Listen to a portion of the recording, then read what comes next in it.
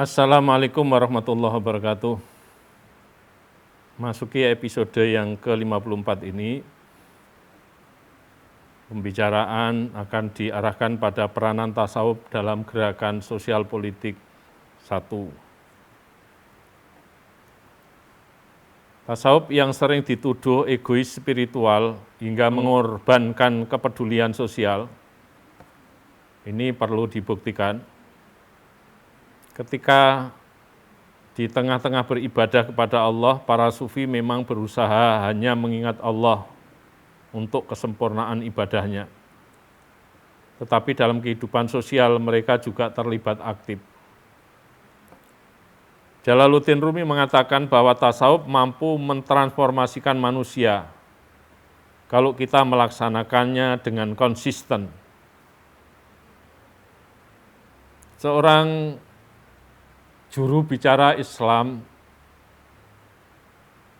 dia orang orientalis, tetapi sangat membela Islam, yang keahliannya juga tasawuf, yaitu Annie Mary Schimmel dari Jerman. Dia mengatakan bahwa ketika Jalaluddin Rumi menetap di Istana Saljuk di Konya, itu mempengaruhi budaya Turki Utsmani selama berabad-abad melalui tarekat Maulawiyah.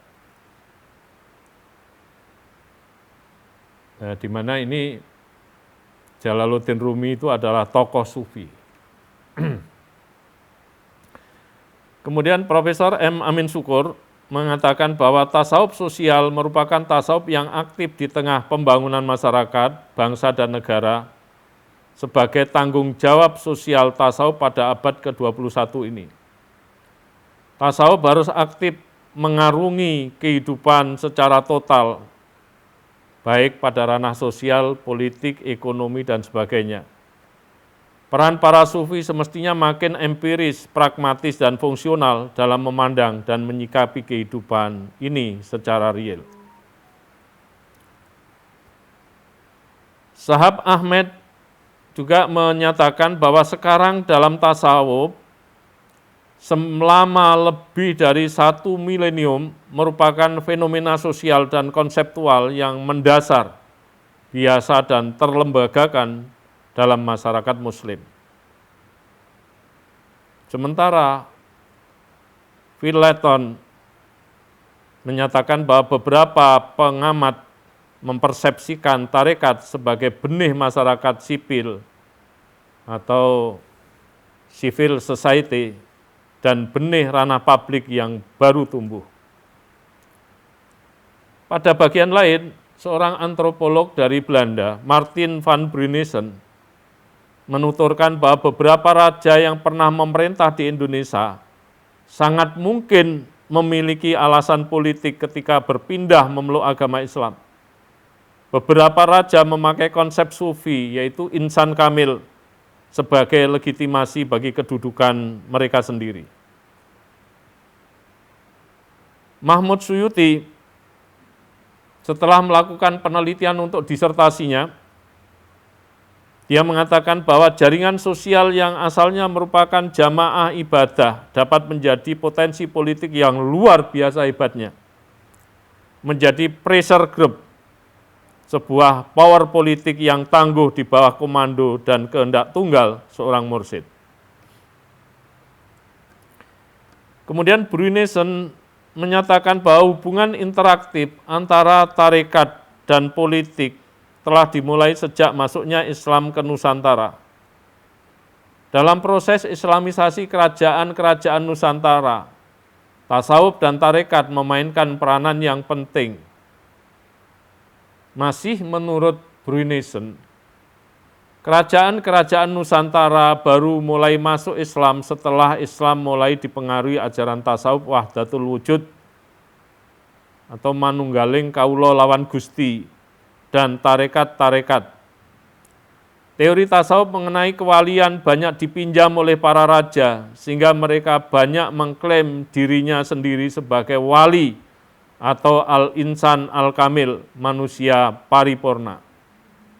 Karena itu konsep-konsep yang diambil dari tasawuf itu digunakan sebagai pengganti legitimasi pra-Islam yang memposisikan raja sebagai Siwa Buddha atau Bodhisattva.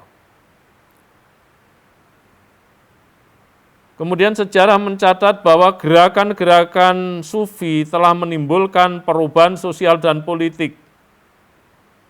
Gerakan sufi di Khurasan menimbulkan pemberontakan yang berhasil menumbangkan dinasti Umayyah, kemudian menegakkan dinasti Abbasiyah. Gerakan Imam Mahdi di Sudan memporak-porandakan pasukan Jenderal Gordon. Gerakan Sanusiyah di Afrika Utara maupun gerakan Ikhwanul Muslimin di Mesir merupakan gerakan pembaru sosial yang sangat sufi. Gerakan-gerakan protes di pedesaan Jawa dipengaruhi sufisme. Sufisme juga berperan dalam gerakan Islamisasi di Afrika. Bahkan di Uni Soviet, gerakan-gerakan sufi telah membangkitkan Islam yang sulit dijangkau oleh agen-agen KGB. Berikutnya, Trimingham melaporkan bahwa seorang mursyid karismatik yang sangat besar pengaruhnya di Iran Utara, yaitu Ala ad-Daulah Simroni, sering diundang untuk menyelesaikan pertentangan-pertentangan politik. Ia dipandang sebagai tokoh tarekat Kubrawiyah. Pada bagian lain, Kausar Azhari Nur menyatakan dan melaporkan bahwa peranan para sufi sangat besar dalam politik dan militer. Tarekat-tarekat sufi tampil sebagai kekuatan politik di berbagai negara Islam. Tarekat Safawi mengalami transformasi dari gerakan spiritual semata menjadi gerakan politik dan militer, sehingga sukses mendirikan kerajaan Safawi di Persia.